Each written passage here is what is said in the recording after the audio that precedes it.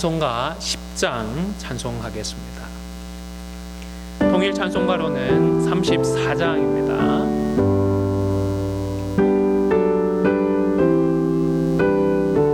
찬송가 10장 찬송하겠습니다.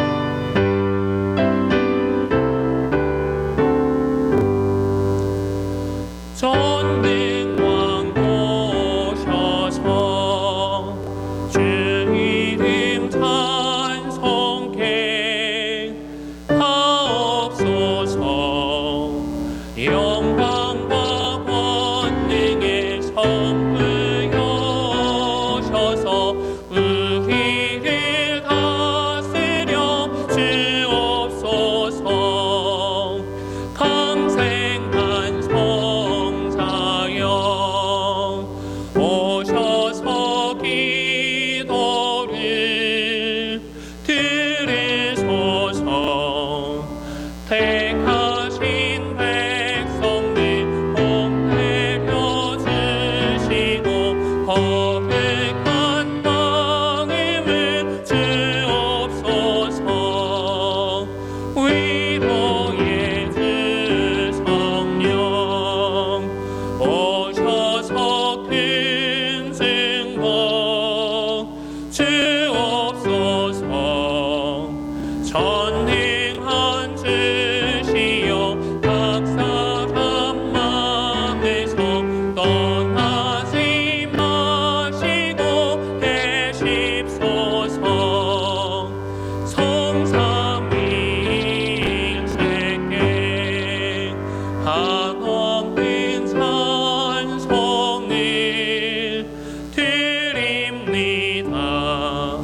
존귀한 주님을 영광 중배우고 영원히 모시게 하옵소서. 아멘.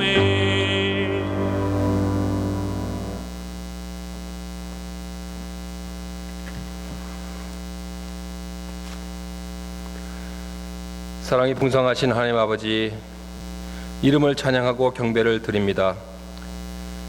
예수님의 고통과 피로 우리 죄를 사하시고 우리를 자녀 삼아 주시고 함께 하시며 인도해 주심을 감사드립니다. 주님께서 우리를 사랑하시고 필요한 것을 항상 채워 주시지만 주님의 은혜를 망각하고 욕심에 차서 만족하지 못하고 살아가는 저희들을 불쌍히 여겨 주시옵소서. 이 세상에서 없어질 것을 위하여 살기보다는 하나님을 기쁘게 하는 삶을 살기를 원합니다. 우리가 가진 것에 만족하고 감사하며 주님의 영광을 위하여 살도록 하여 주시옵소서. 저희들은 매일 짓는 죄로 주님의 용서와 은혜를 구하지만 다른 사람들에게는 작은 것도 용납하지 못하고 관용과 사랑을 베푸지 못할 때가 많습니다. 저희들의 악한 마음을 용서하여 주시옵소서. 주님의 자녀답게 살 수 있도록 성령으로 변화시켜 주시옵소서. 주님, 계속되는 코로나 사태로 세상이 혼란스러울 때 저희들의 건강을 지켜주시고 삶에 어려움이 없도록 도와주시옵소서. 이런 때 성도들이 게으르고 나약해지지 않도록 용기를 주시옵소서. 또 교회들이 무분별한 행동으로 코로나를 확산시키는 일이 없도록 하시고 사회적으로 도움이 되는 일을 하여 주님께 영광이 되게 하여 주시옵소서. 하나님 아버지, 이제 곧 안디옥 교회를 5년 동안 섬길 새로운 당회를 구성하려고 합니다. 모든 당회원들이 주님 뜻대로 교회를 잘 섬기고 주님의 몸된 교회를 위하여 헌신하도록 도와주시옵소서. 안디옥 교회의 새로운 부흥을 위하여 교인들이 한 마음이 되기를 원합니다. 주님께 순종하고 주님의 영광을 위하여 다시 부흥하는 안디옥 교회를 허락하여 주시옵소서. 새로운 교인들을 보내주시고 그동안 교회를 떠나서 믿음 생활을 잘 못하고 있는 옛 교우들을 다시 불러 모아 주시옵소서. 우리 이상성 목사님을 성령으로 충만하게 붙들어 주시옵소서.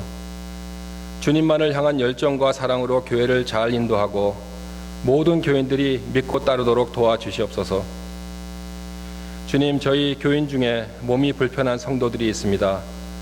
주님께서 치유하여 주시어서 전보다 더 강건하게 회복시켜 주시옵소서.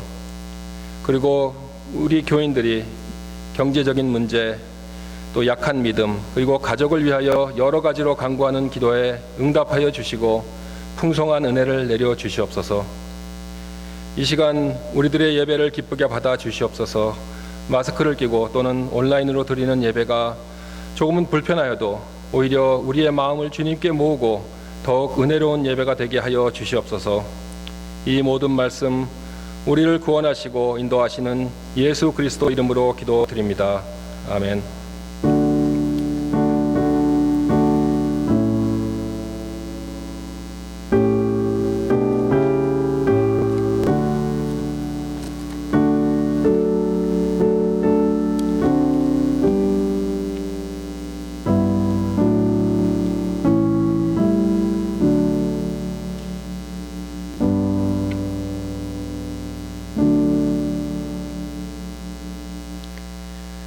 신약성경 마태복음 15장 21절에서 28절까지의 말씀 교독하도록 하겠습니다. 제가 가진 성경으로는 신약성경 25면에 있습니다. 마태복음 15장 21절부터 28절까지의 말씀 교독하도록 하겠습니다.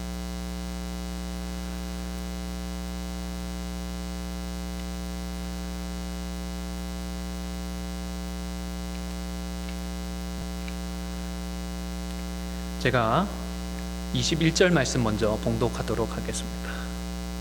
예수께서 거기서 나가사 두로와 시돈 지방으로 들어가시니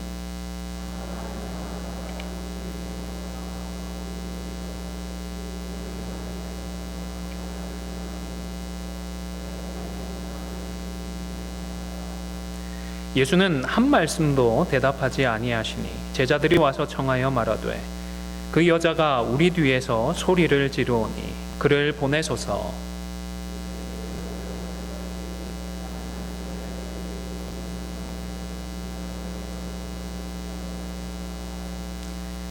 여자가 와서 예수께 절하며 이르되 주여 저를 도우소서.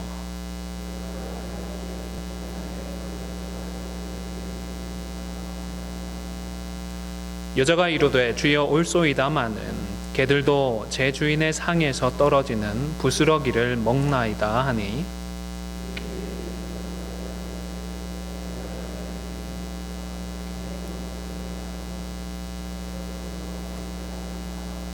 아멘.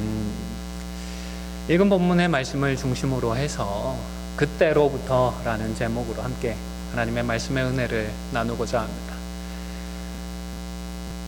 미국에서 장수했던 그 코믹 중에 피너츠라고 하는 코믹이 있습니다. 제가 중고등학교 학창 시절에 영어 공부를 하겠다고 한 번씩 봤던 기억이 있는 만화인데요. 피너츠는 잘 모르셔도 찰리 브라운이나 스누피 같은 이런 캐릭터에 대해서는 들어보신 적이 있지 않을까 싶습니다. 인터넷 글에서 찰리 브라운과 스누피가 나눈 대화를 이번에 보게 되었는데요.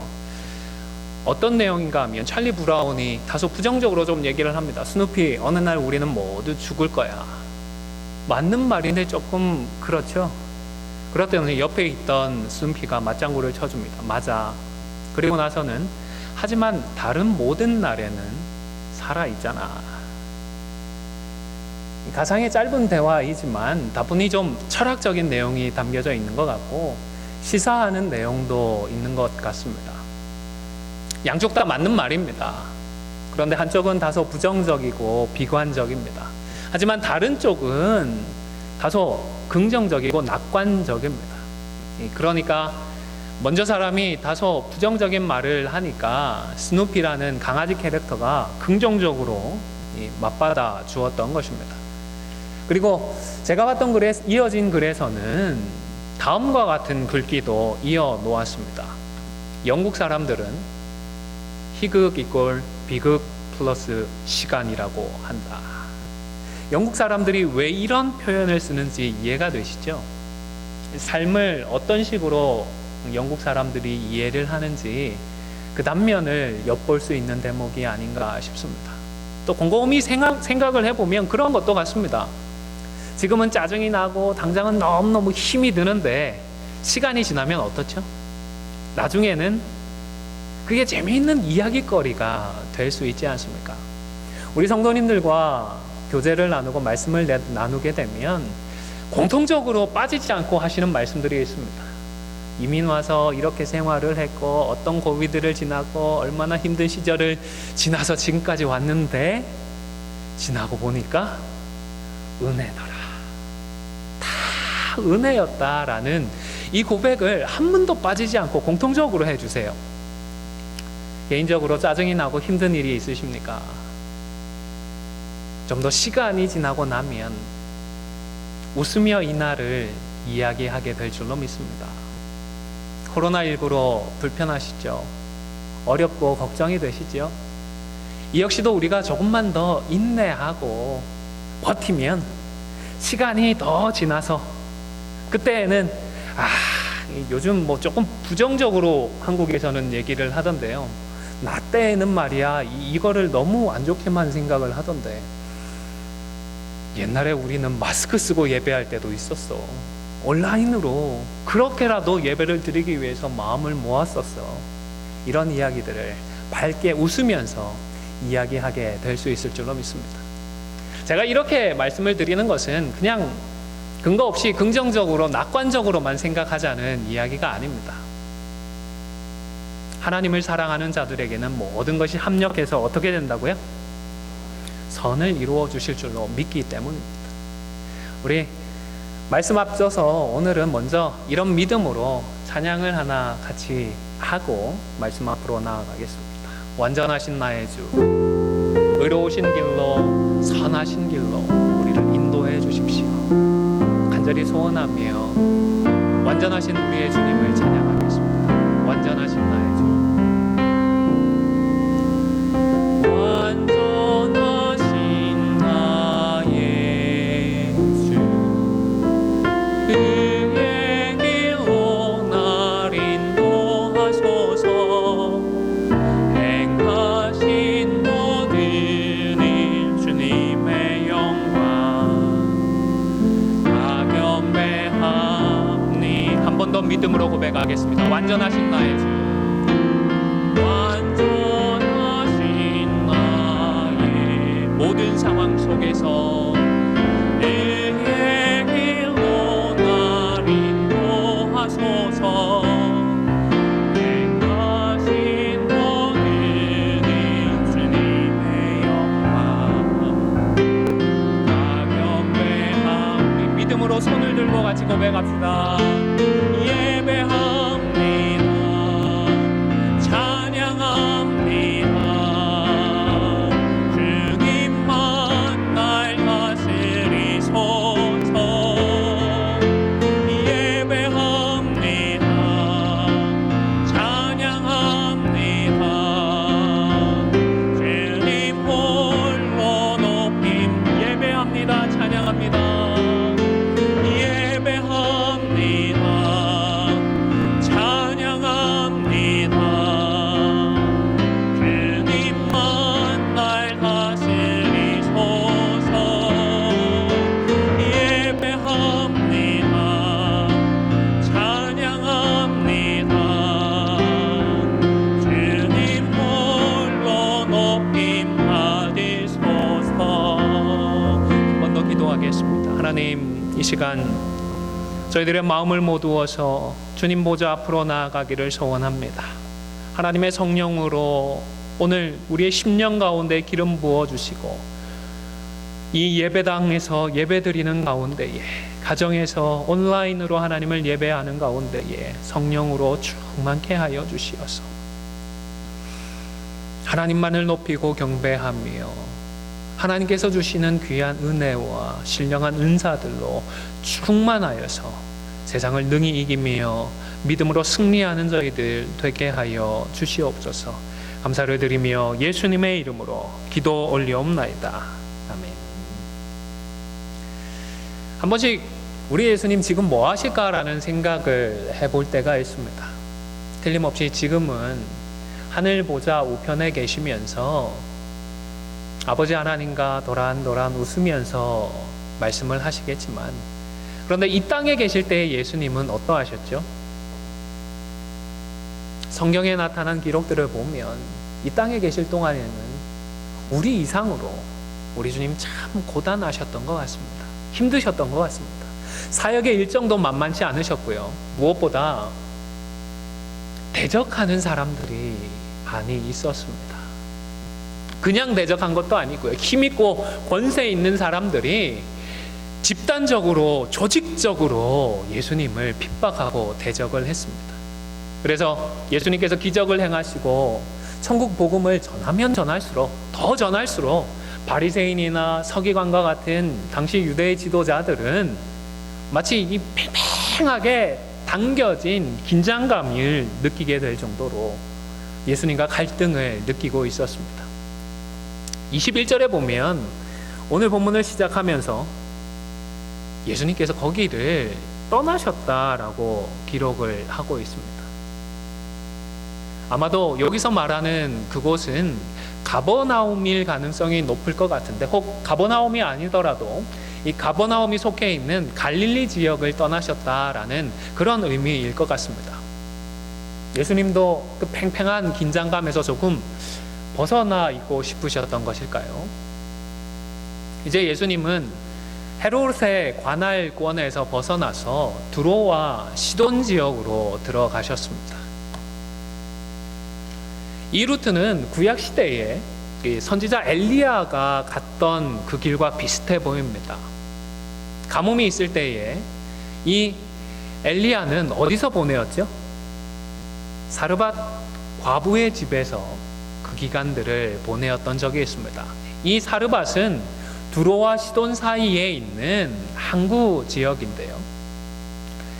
그리고 예수님께서도 누가복음 4장에 보면 이곳을 언급하셨습니다. 그런데 예수님은 이곳을 사르밧이라고 하지 않고 사렙다라고 말씀을 하셨던 것으로 기록을 하고 있습니다. 예수님께서 사렙다라고 하셨는지 아니면 사르밧이라고 하셨는지 그 사실은 우리가 정확하게 알 수가 없는데, 누가는 사르밧이라고 하는 히브리식 발음이 아니라 사렙다라고 하는 헬라식 발음으로 기록을 해 두었습니다. 예수님께서 이 두로와 시돈 지역으로 들어가셨을 때에 한 가나안 여인이 예수님을 찾아와서 소리를 질렀습니다. 그런데 마가복음 7장 26절에서는 가나안 여인이라고 하지 않고 수로보니게라고 표현을, 음력을 해두었습니다. 수로보니게 하면 거기가 어딘지 조금 감이 오지 않는데요, 영어식 표현이 좀 더 이해하기 쉬운 것 같습니다. 화면을 보시면 어디라고요? 시리안 페니키아라고 이렇게 번역을 해두고 있습니다. 북부 시리아에 있는 페니키아를 의미하고요, 우리 한글 성경에서는 이 페니키아를 주로 베니게라고 번역을 해두고 있습니다. 그러면 마가와 마태가 왜 이렇게 다르게 좀 표현을 했을까요? 오늘 본문에서 마태가 이 여인을 가나안 여인이라고 기록을 해두고 있는데, 페니키아 사람들이 차지하기 전에 가나안 족속이었던 것으로 이 여인을 묘사한 것은 아마도 지금 예수님과 바리새인들의 관계를 좀 더 대조하기 위한 표현이 아닌가 싶습니다. 맹인이 맹인을 인도하는 것처럼 바리새인들이 지금 예수님을 알아보지 못하고 있다는 것입니다. 유대 종교 지도자들은 정작 메시아로 오신 그분을 인정하지 못하고 배척을 하고 핍박하고 있는데, 그것과는 달리 오히려 옛 원수의 자손은 예수님을 찾아왔고 예수님께 간절히 매어 달렸고, 그래서 오늘 은혜를 입었다는 것입니다. 예수님에 대한 소문을 들은 그녀는 그 소식을 근거로 해서 나름 결론을 내리고 믿음을 가졌습니다. 예수님이 구약 성경에 예언되어졌던 대로 다윗의 자손임을 믿었던 것입니다. 그래서 오늘 본문에 보면 예수님을 찾아와서 어떻게 고백을 하죠? 주 다윗의 자손이여 라고 예수님을 지칭하는 것을, 자신의 구주로, 주인으로 고백하는 것을 볼 수가 있습니다. 비록 이 여인은 말씀을 이미 충분히 배워서 많이 알지는 못했을 것입니다. 하지만 절박함이 더해져서인지 예수님을 다윗의 자손으로, 자신의 주로 고백을 했던 것입니다. 지난 시간에 언급을 했던 로마서의 표현을 빌리면 열심은 있는데 아직 올바른 지식을 따르지는 못하고 있는 그런 상황이지 않나 싶습니다. 그런데 어쨌든 찾아왔던 이 여인을 예수님이 처음에는 어떻게 하셨죠? 모른 척 하셨습니다. 외면을 하셨습니다. 예수님, 예수님, 다윗의 자손이요, 주님이요, 이렇게 부르는 소리를 들어도 대답을 하지 않으셨습니다. 여러분 생각하시기에도 좀 이상하지 않으십니까? 앞서 우리가 마태복음 14장에서는 별 자신과 상관도 없이 그냥 그렇게 모여든 무리를 보시면서도 예수님 어떻게 하셨죠? 불쌍히 여겼다라고 하셨습니다. 그냥 좀 안 된 내가 아니라 이 단어는 어떤 단어요? 창자가 끊어질 때, 심장이 쥐어짜일 때, 그럴 정도의 통증을 느낄 때에 사용하는 그런 표현이었다 말씀을 드렸습니다. 사람들을 이렇게까지 아끼고 챙기시는 예수님이신데 이번에는 이 여인을 왜 무시하고 외면하셨을까요? 여자라서요? 이방인이라서요? 그런데 이 여인 역시도 보통은 아니었던 것 같습니다. 딸에 대한 간절함 때문인지 아니면 성격이 좀 집요하거나 의지가 강한 여인이었든지 간에 포기하지 않고 계속 예수님께 은혜를 구했습니다. 긍휼을 구했습니다. 어느 정도였는가 하면 제자들이 질려버릴 정도였습니다. 제자들이 예수님께 먼저 나와서 예수님 이 문제 좀 해결해 주십시오. 좀 잘 돌려보내 주십시오. 해보니까 안 되잖아요. 제자들이 나서서 조용히 하라고도 해봤을 테고 돌아가라도 해봤을 텐데 아무리 해봐도 소용이 없으니까 예수님께 나와서 예수님 저희는 못하겠으니까 예수님이 좀 직접 해주십시오. 간청을 했던 것 같습니다. 그런데 그럼에도 불구하고 예수님은 여전히 좀 예상 외의 그런 반응을 보이십니다. 나는 이스라엘 집에 잃어버린 양 외에는 다른 데로 보냄을 받지 않았다라고 말씀을 하셨던 것입니다. 물론 이 말씀은 유대 지도자들이 예수님을 아무리 핍박을 하고 배척을 해도 예수님은 그들을 버리지 않고 끝까지 그들을 사랑한다라는 그런 말씀을 하신 것입니다. 하지만 이 이야기를 누가 듣게 되었죠? 가나안 여인이 듣게 되었습니다. 이 여인의 입장에서는 어떠했을까요? 결국 예수님의 이 말씀은 너 같은 이방인은 내 안중에도 없다라는 이런 냉정하고 매몰찬 말이 되고 말았을 것입니다. 여러분이 이런 말을 누군가에게 듣는다고 한다면 누가 가는데 한국에서 온 너희 에이시아는 미국 사람 아니야. 미국 사람들 자격도 없어. 너네 고향으로 돌아가. 이런 소리 들으면 그래 돌아갈게 이럴 분이 계실까요? 화가 나죠. 억울하지요. 원통하지 않겠습니까? 더럽고 안이 꼬아서 걸쭉한 욕이나 한 사발 쏟아낼 법도 한데 오히려 이 여인은 예수님께 더 가까이 나아왔습니다. 그리고 절을 했습니다. 우리식으로 표현을 한다면 절을 했다는 게 어느 정도의 표현일까요? 예수님 뭘 붙들고 늘어졌다고요? 바지가랭이를 붙들고 늘어졌다. 그 정도의 표현이 아닐까 싶습니다. 포기해버리고 화나서 성질내고 돌아가 버린 것이 아니라 더욱더 간절히 사정을 하고 예수님의 도우심을 구했던 것입니다. 여러분 이 정도 누가 나한테 부탁을 하면 좀 마음이 굳어 있더라도 어떻게 할까요? 좀 전향적인 모습을 보여줄 만도 하지 않을까요? 그런데 정말 이번에는 예수님이 이상하십니다. 이게 정말 같은 예수님이 맞나 싶기도 합니다. 그녀의 면전에다 바로 요 밑에 있잖아요. 앞에 와서 꿇어 엎드려 있는데 자녀의 떡을 쥐에서 개에게 던짐이 마땅하지 않다. 이게 무슨 말입니까, 여러분? 이건 뭐 훌륭한 선상이라고 해서 찾아왔더니 약속된 메시아일 가능성이 높다고 해서 그래도 찾아왔더니 이방인이라고 무시하는 것도 그래도 참았는데 이제는 사람이 아니랍니다. 멍멍이에다 비유를 하고 있습니다. 아무리 내가 형편이 절박해도 이런 모욕을 과연 참을 사람이 얼마나 있을까요? 그런데 오늘 이 여인은 믿기지 않는 반응을 보였습니다. 정말 놀라운 믿음의 고백을 했던 것입니다. 화면을 보시면서 27절을 함께 읽도록 하겠습니다. 우리 댁에 계시는 분들도 성경 오늘 본문 15장 27절 함께 읽도록 하겠습니다. 시작.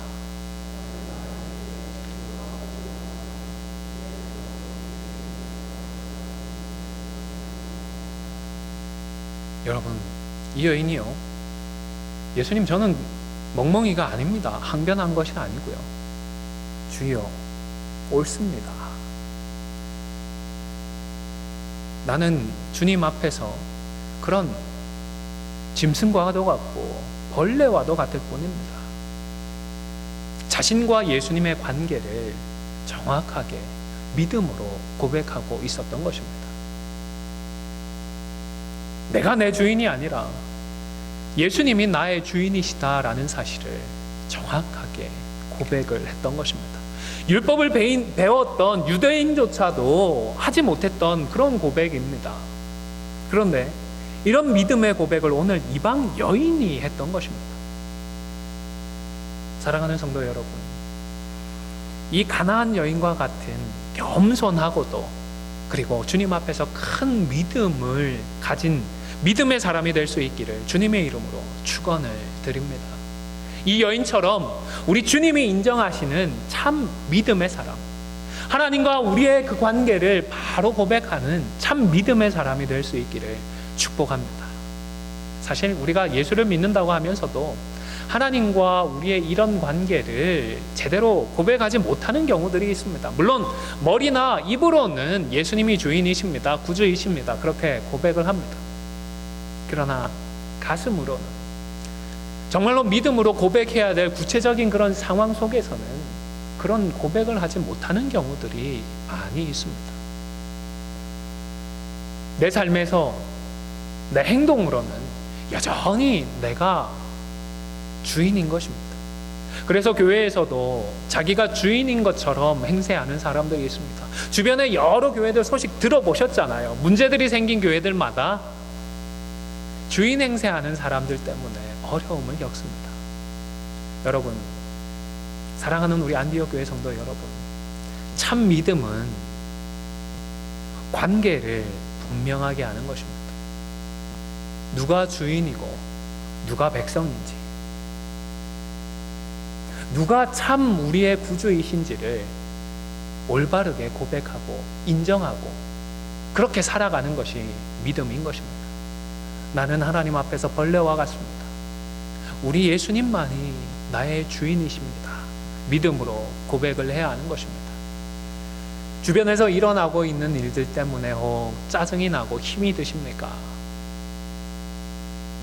그럴 때마다 나는 벌레와도 같습니다.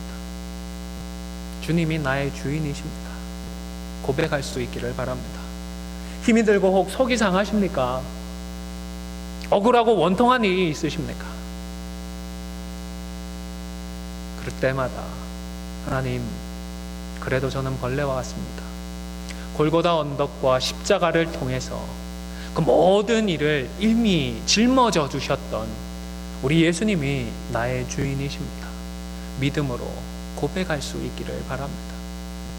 요즘 새벽 기도의 시간에는 요한 1서를 묵상하고 있거든요. 요한 1서 2장에서 요한은 그가 의로우신 줄을 알면 의를 행하는 자마다 그에게서 난 줄을 알리라고 말씀을 했습니다. 나 자신이 의로우신 우리 하나님의 소속이라는 사실을 인정하니까 그 사람은 하나님의 뜻인 의를 행하는 것입니다. 물론 신앙의 수준이나 당시의 상황에 따라서 억지로 순종하는 사람도 있을 것이고, 마지못해 하는 사람도 있을 것이고, 반대로 정말로 기뻐서 자발적으로 순종하는 그런 사람도 있겠습니다. 설령 억지로 하는 일이 있더라도 어쨌든 의를 행하는 것입니다. 왜요? 내가 우리 하나님의 자녀임을 알기 때문인 것입니다. 하나님이 우리의 주인이심을 인정하기 때문입니다. 저는 설교를 통해서 우리들이 성경 말씀을 좀 더 잘 이해하고, 그래서 더 잘 순종할 수 있도록 도와드리려고 노력을 합니다. 아무래도 그냥 순종하는 것보다는 그 의도나 맥락을 좀 더 알면 즐겁게 감사한 마음으로 순종을 할 수 있겠다 싶기 때문입니다. 하지만 여러분, 혹 납득이 되지 않고 이해가 되지 않는다고 하더라도 십자가를 통하여 우리에게 주신 이 말씀만큼은, 성경 말씀만큼은 있는 그대로 믿고 주시는 그대로 순종하고 따를 수 있기를 주님의 이름으로 축원을 드립니다. 하나님 앞에서 사람이 의롭게 될 수 있는 행동, 방법은 전혀 없습니다. 우리의 그 어떤 행위로도 노력으로도 의롭다함을 입을 수는 없습니다. 대신에 예수님께서 행동해 주셨습니다. 우리는 예수님께서 이루어 놓으신 그 모든 것들을 통하여 구원을 받았습니다. 우리가 예수님께서 이 땅에 오셔서 행해 주시고 보여주신 그 인격, 그리고 그 사역을 믿을 때에 하나님은 우리를 의롭다라고 해 주십니다. 오늘 수로보니게의 이 여인처럼 성경을 많이 아는 것도 아니고 뭔가 한 것도 아무것도 없잖아요.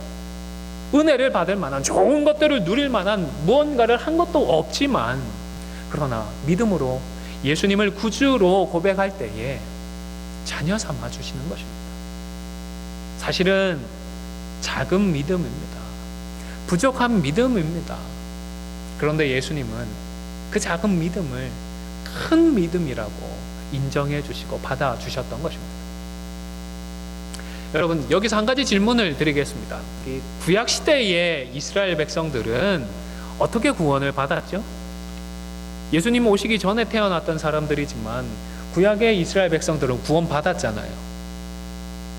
아닌가요? 구원 받았습니다. 그러면 그 사람들은 어떻게 구원 받았죠? 우리는 성경을 통해서 예수님을 알고 그 예수님을 믿습니다.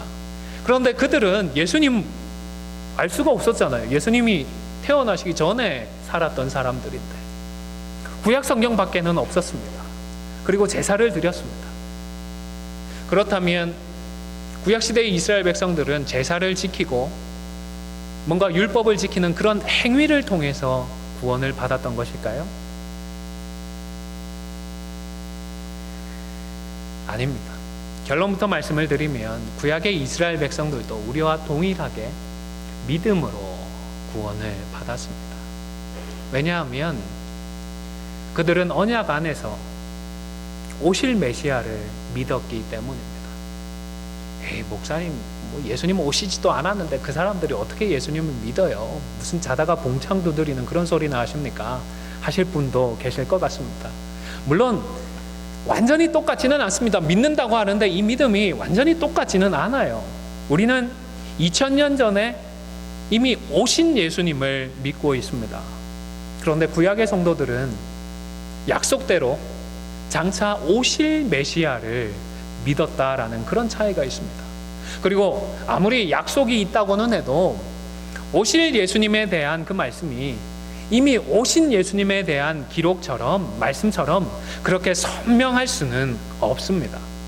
그래도 비록 희미하기는 하지만 하나님의 그 언약을 붙들고 그 언약 안에서 예언되어져 있던 예수님을, 희미하기는 하지만 그 메시아를 믿었기 때문에 그들은 구원을 받을 수 있었던 것입니다.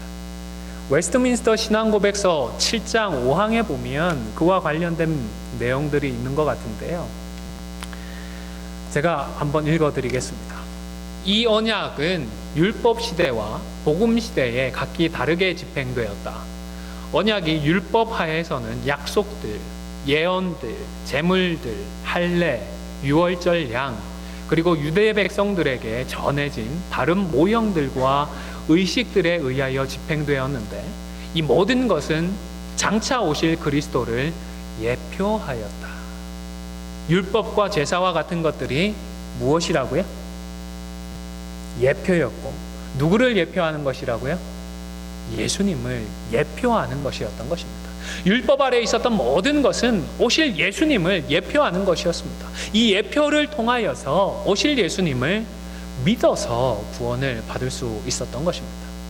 율법을 지키는 것이 아닙니다. 율법이 예표하는 우리 예수님을 믿어서 그들도 구원을 받았던 것입니다. 그렇기 때문에 예수님은 믿음의 조상이라고 일컬어지는 아브라함을 향하여서 아브라함이 나의 때 볼 것을 즐거워하다가 보고 기뻐하였다라고 말씀을 하셨습니다. 예수님이 오시기 얼마 전의 사람이죠? 2000년 조금 전의 사람입니다. 어떻게 예수님의 때 볼 것을 기대할 수 있었겠습니까? 볼 수도 없었습니다. 그러나 하나님께서 주신 말씀 속에서, 언약 속에서 자신의 자손을 통하여서 누군가 보내어서 하나님께서 놀라운 일을 해 주실 것이다 라는 그 사실을 믿었던 것입니다. 그리고 인간적으로는, 상식적으로는 불가능했던 이삭이 태어났을 때에 이삭을 보면서 정말로 믿음으로 이 이삭의 후손을 통하여서 태어날 누군가를 통하여서 하나님께서 구원의 역사를 이루어 주시겠구나 하는 것을 믿을 수가 있었던 것입니다. 그래서 바울은요, 아브라함이 하나님을 믿음에 그것을 의로 여기셨다라고 기록을 했습니다. 물론 아브라함이 믿음의 조상이라고 일컬어지기는 합니다. 믿음으로 참 순종하고 큰 믿음을 보여주었던 것은 사실입니다. 하지만 아브라함이 아는 것이 많을까요? 저와 여러분들이 아는 것이 많을까요? 비교할 수가 없습니다. 저와 여러분들이 훨씬 많은 것을 알고 살아가고 있습니다. 아브라함은 막연하게 그의 후손을 통하여 하나님께서 어떤 일을, 무슨 일을 해주실 것이라는 것을, 그런 정도만을 알았을 것입니다. 그러나 그만큼이라도, 알려주신 그만큼이라도 그대로 믿었다라는 것이 중요한 것입니다. 말씀하시는 하나님의 인격을 신뢰했습니다. 말씀하고 그 말씀을 행할 수 있는, 말씀대로 행할 수 있는 믿음이 있었던 것입니다. 그리고 오늘 본문에 있었던 수로보니게 이 여인 역시도 바로 이런 믿음이 있었습니다. 앞서 말씀을 드렸듯이 특별히 그녀는 예수님을 주 다윗의 자손으로 고백을 했습니다. 예수님이 다윗의 후손으로 오시기로 약속된 그 메시아라는 사실을 믿었던 것입니다. 그래서 예수님이 이해할 수 없는 말씀을 하셔도, 아니 너무너무 큰 상처가 되는 그런 말씀을 하시더라도 그 말씀이 옳습니다. 왜냐하면 예수님이 메시아이시고 다윗의 자손이시기 때문입니다 라고 인정을 했던 것입니다.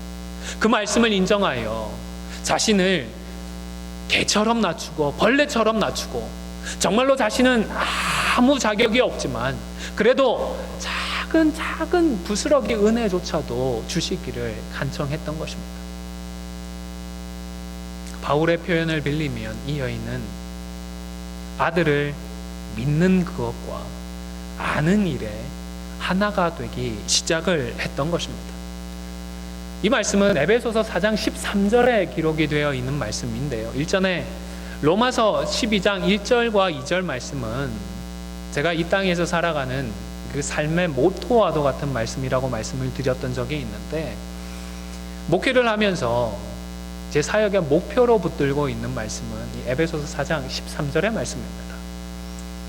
에베소서 4장 13절의 말씀을 함께 봉독하도록 하겠습니다. 가정에서 온라인으로 예배 드리시는 분들은 신약성경 313면 에베소서 4장 13절을 찾으셔서 함께 읽도록 하겠습니다. 에베소서 4장 13절 함께 읽겠습니다. 시작. 우리가 다 하나님의 아들을 믿는 것과 아는 일에 하나가 되어 온전한 사람을 이루어 그리스도의 장성한 분량이 충만한 데까지 이르리니. 여러분, 예수님을 구주로 믿는 사람은 이제부터 하나님을 아는 일에 힘을 써야 합니다. 믿는 것과 아는 일이 하나가 되어야 온전해질 수 있기 때문입니다. 다시 말해서 하나님의 자녀가 된 사람들은 주님을 닮아가야 합니다. 제자가 되어가야 하는 것입니다. 어느 수준까지요? 어디까지요? 네, 그렇습니다. 예수 그리스도의 장성한 그 분량이 충만한 데까지 우리 함께 나아갈 수 있기를 주님의 이름으로 축원을 드립니다. 여러분, 오늘 스로보니게 여인도 생각해 보시기를 바랍니다. 예수님께 믿음을 인정받았습니다.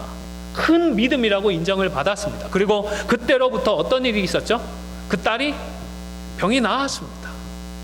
얼마나 행복하고 즐겁고 기쁜 순간이었겠습니까? 그런데 여러분, 그러면 다 된 것인가요?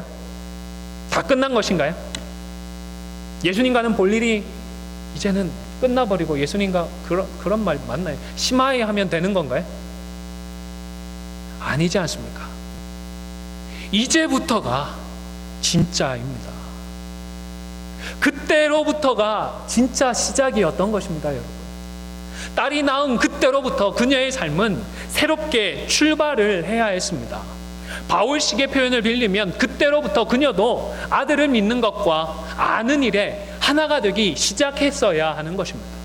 비록 예수님께서 이 여인의 믿음이 큰 믿음이라고 칭찬을 해주기는 하셨지만 이것으로 다 되었고 이것만으로 충분하다는 그런 말씀은 결코 아니었을 것입니다. 왜냐하면 예수님을 다윗의 자손으로 믿기는 했지만 아직 십자가도 몰랐고 부활도 몰랐고 승천과 재림에 대해서도 모르기 때문입니다.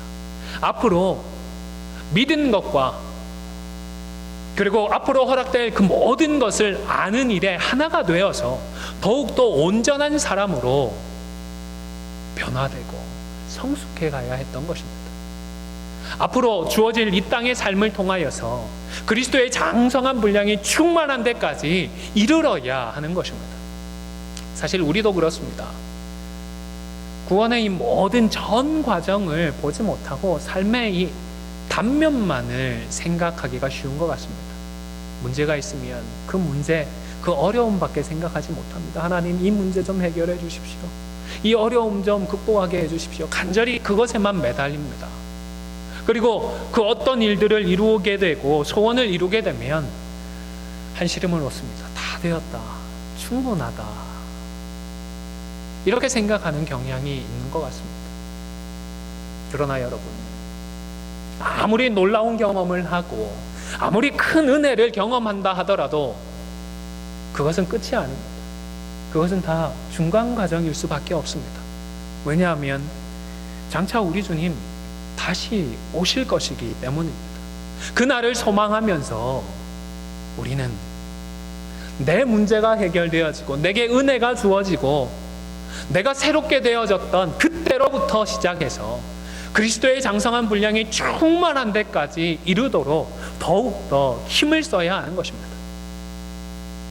앞으로 코로나19의 백신이 분명히 나올 것입니다. 치료제도 나오겠지요. 아직 검증은 제대로 되지 않은 것 같지만 러시아에서는 백신 개발했다 발표까지 하지 않았습니까? 그런데 여러분, 이 코로나 백신이 나오고 치료제가 되면 그 다음에는요? 치료제 나오고 백신 나오면 다 된 건가요? 우리 인생이 확 달라지고 우리의 모든 영혼의 문제들이 다 해결되는 것인가요? 아닙니다. 안전한 백신이 나온 그 순간도 바로 그때도 우리가 다시 믿음으로 출발을 해야 할 순간인 줄로 믿으시기를 바랍니다. 장성한 분량이 충만한 데를 향하여 심기일전 새롭게 출발해야 할 순간인 것입니다. 우리 교회의 역사를 돌아보고 주변의 교회들을 한번 곰곰이 돌아보시기를 바랍니다. 교회들도 큰 어려움을 겪을 때가 어떤 순간이죠? 뭔가 좀 된 것 같다라고 생각한 순간입니다. 교회 규모가 어느 정도 되고 재정적으로도 좀 안정되는 순간들이 있습니다. 예배당을 힘껏 힘써 건축할 때는 정작 큰 어려움이 없는데 예배당을 완공하고 난 뒤에 어려움을 겪는 교회들이 많이 있습니다. 뭔가 되었구나, 뭔가 이루었구나, 그렇게 생각만 하고 이제부터 시작이다, 이제부터 출발해야 한다라는 그 생각을 하지 못하니까 그만 영적으로 낭패를 겪게 되는 것입니다. 하나님의 은혜로 안정이 되었는데요, 그때부터 그만 갈등을 겪고 분쟁을 겪는 것입니다. 참으로 진정한 영적인 목표를 보지 못하고 있기 때문이었던 것입니다. 우리 모두가 동의하는 목표가 있을 때는 참 좋습니다. 참을 수도 있고 인내할 수도 있습니다. 양보도 합니다. 그런데 다 되었다라고 생각하는 그 순간부터 달라지는 것입니다. 여러분, 인생의 문제가 해결되고 하나님의 은혜가 좀 주어지고 우리가 뭔가 이룬 것 같은 그 순간에 우리가 선줄로 생각하지 않도록 조심해야 하겠습니다. 다윗이 언제 하나님 앞에 범죄했죠? 어느 순간에 다윗이 무너졌습니까? 사울 왕에게 쫓겨다닐 때가 아니었습니다. 압살롬에게 자신의 왕자를 뺏기고 예루살렘에서 쫓겨나서 도망치고 있던 그런 순간에는 다윗이 범죄하지 않았습니다. 왕이 되고 나라가 안정이 되어서 이제는 자신이 전쟁터에조차 나갈 필요성을 느끼지 못할 정도로 뭔가 되었다라고 생각했던 그 순간에 다윗은 하나님 앞에 범죄하고 말았던 것입니다. 그 순간이야말로 그때로부터 다윗이 하나님을 믿는 것과 아는 것에 하나가 되어서 온전한 사람이 될 수 있도록 새롭게 출발을 했었어야 하는데 그러지를 못했던 것입니다. 사랑하는 성도 여러분, 주님께서 은혜를 우리에게 주셔서 절박한 문제들이 해결되어지기를 소원합니다. 저도 그렇게 기도합니다.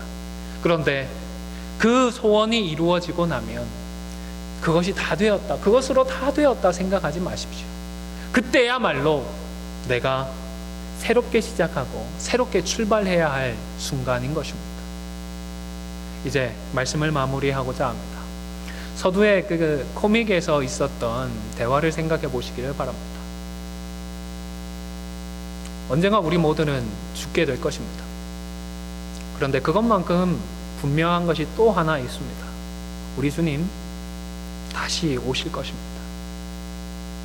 그날까지는 다른 모든 날에는 믿음으로 그 날을 준비하는 그런 삶을 살아야 합니다. 아무쪼록 우리에게 허락되어지는 모든 은혜의 순간들, 그리고 바로 그때로부터 믿는 것과 아는 일에 하나가 되어서 더욱더 온전한 사람을 이루어 주님 다시 오실 그날을 준비해가는 우리 모두가 다 되시기를 주님의 이름으로 간절히 축원을 드립니다. 기도하겠습니다. 참 좋으신 아버지 하나님, 감사합니다.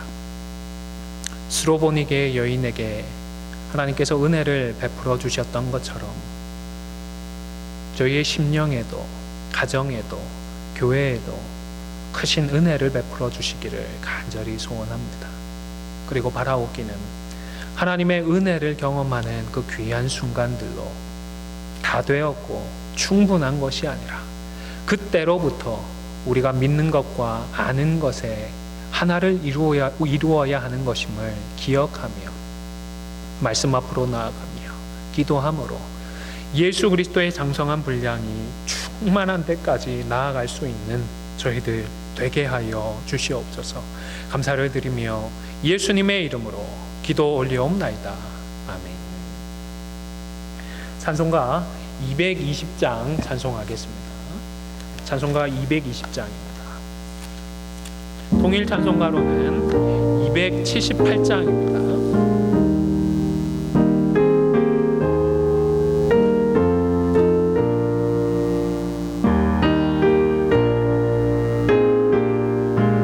찬송가 220장 찬송하겠습니다.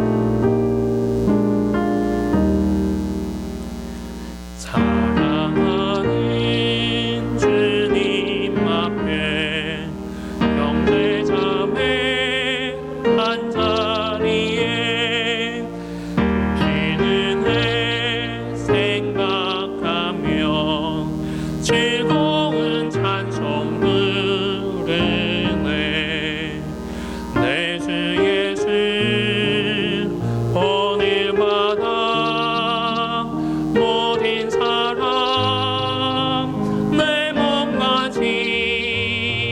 말랐는 심 위로하고 진심으로 사랑하세.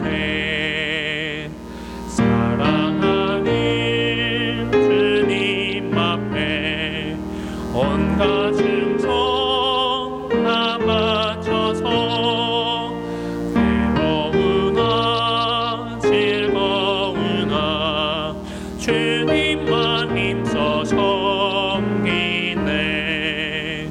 우리 주님 거룩한 손 제사들의 버리시소. 남 섬기는 종의 도를 몸소 행해 보이셨네. 사랑하는 주님 예수 같은 주고 섬기나니.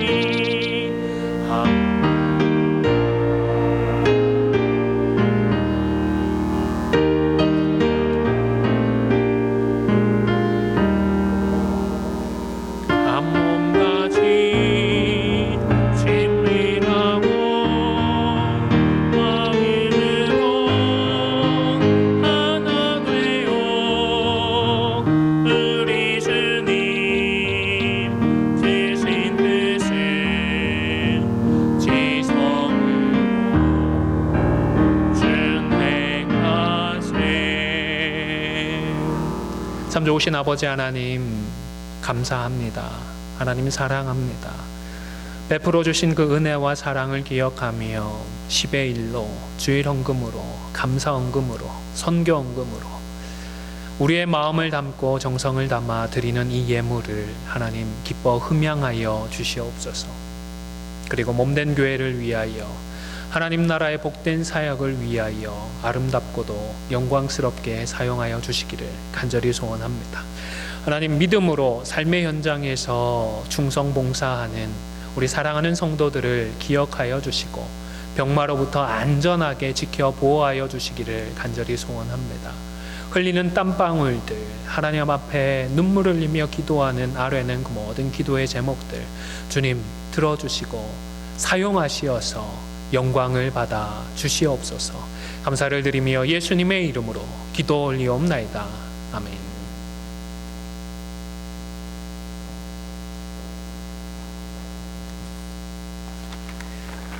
네, 오늘 예배 참석하신 모든 성도님들 주님의 이름으로 환영합니다. 교회 소식은 주보를 참고해 주시기를 바랍니다. 오늘 우천 관계로 예배 후에 퇴실하실 때에 뒷문으로 나가기가 조금 어려울 것 같습니다. 우산을 챙기셔야 하기 때문에 입장하실 때 사용했던 루트를 통하여서 퇴장을 하시게 될 텐데요. 한꺼번에 나가면 조금 몰리고 밀집이 되어서 그 일을 막기 위해서 제가 예배 마치고 축도가 끝나면 자리에 앉으시고요. 한 분씩 호명을 해드리겠습니다. 가정마다 그 호명을 들으시고 천천히 우산을 챙겨서 집으로 돌아가시고, 또 교제하실 분들은 바깥에서 넓은 곳에서 우산을 쓰시고 대화 나누어 주시면 감사하겠습니다. 임시공동의회 광고를 드리겠습니다. 8월 30일 주일 예배 후에 이곳 본당에서 정관 개정과 관련해서 임시공동의회를 갖도록 하겠습니다. 우리 봄노회 때에 피택 결과 보고를 드렸는데 그 결과에 대해서는 우리가 교회 법대로 절차대로 했기 때문에 아무런 문제가 되지 않고 허락이 되었는데, 다만 이 교단 헌법과 충돌되는 부분이 있습니다. 교단 헌법에는 피택 자격에 65세까지로 되어 있는 부분이 있는데, 우리는 우리 정관에 따라서 70세까지는 후보 자격이 되어서 법대로 했지만 그 결과에 대해서는 노회에서도 인정을 하고 허락이 되어진 건데, 문제는 이제 목사님들 오셔서 안수를 해야 되지 않습니까? 그런데 교단법이 분명하게 있는데 교단법을 어기면서 안수를 할 수 없는 상황이 되다 보니까 어떻게 하면 좀 모든 교회들이 납득할 수 있는 방법을 찾을 수 있을까 고민하다가 노회에서는 우리 교회가 공동회를 열어서 65세로 교단처럼 그 조건만 추가를 해주면 참석하셨던 다른 모든 교회에서도 기꺼이 거기에 대해서는 수용을 해주셔서 이번 건에 대해서는 우리가 과도지기적인 입장에 있고 저희도 법대로 했던 거기 때문에 이번에서 소급 적용은 하지 않고 그래서 안수할 수 있도록 그렇게 하기로 결정이 되었습니다. 구체적인 내용은 다음 주 재직회 이후에 좀 더 설명을 해드리고 질문도 받도록 할 테니까요. 위에서 기도해 주시고 가능한 한 좀 우리 피택 받으신 분들 안수받고 당회가 구성되어서 교회를 섬길 수 있도록 협조해 주시기를 부탁드리겠습니다. 그리고 다음 주에는 상반기 재직회로 모이도록 하겠습니다. 공동회의 안건 설명회도 있기 때문에 예배에 오셔서 참석 가능하신 모든 성도님들 다 참석해 주시기를 부탁드리겠습니다. 그리고 온라인으로 가을 부흥 집회를 갖도록 하겠습니다. 원래 상반기에 부흥 집회를 준비를 하고 저희들 당회원들 기도를 하고 있었는데요. 코로나 때문에 어쩔 수 없이 갖지 못하고 미루어 왔습니다. 9월 달로 연기를 좀 했었는데 우리는 이렇게 모이지만 강사 목사님이 캘리포니아에서 오셔야 되는데 2주 전에 오셔서 자가 격리를 할 수가 없는 상황이다 보니까 고민을 하다가 그러면 이번에는 온라인으로 성경 공부도 해보고 강사 목사님도 다른 교회 집회를 온라인으로 이번에 인도해 보신 경험도 있고 해서 온라인으로 할 수 있도록 그렇게 준비를 하고 있습니다. 가정에서 직접 연결을 해서 참여하기 불편하신 분들은 예배당으로 오시면 큰 화면을 통하여서 같이 집회에 참석할 수 있도록 준비를 하고 또 가정에서 좀 부담을 덜 느끼면서 코로나에 대한 불안을 좀 더시면서 참석하기를 원하시는 분들은 가정에서 온라인으로 참석할 수 있도록 그렇게 준비하도록 하겠습니다. 우리 남은 기간 동안 성령 충만, 말씀 충만한 집회가 될 수 있도록 위에서 기도해 주시기를 바랍니다. 그리고 우리 오대기 장로님과 조원나 권사님께서 상반기에 오셨을 때에 특별 헌금을 해주고 가셨습니다. 자, 이제 일어나셔서 함께 찬송하도록 하겠습니다.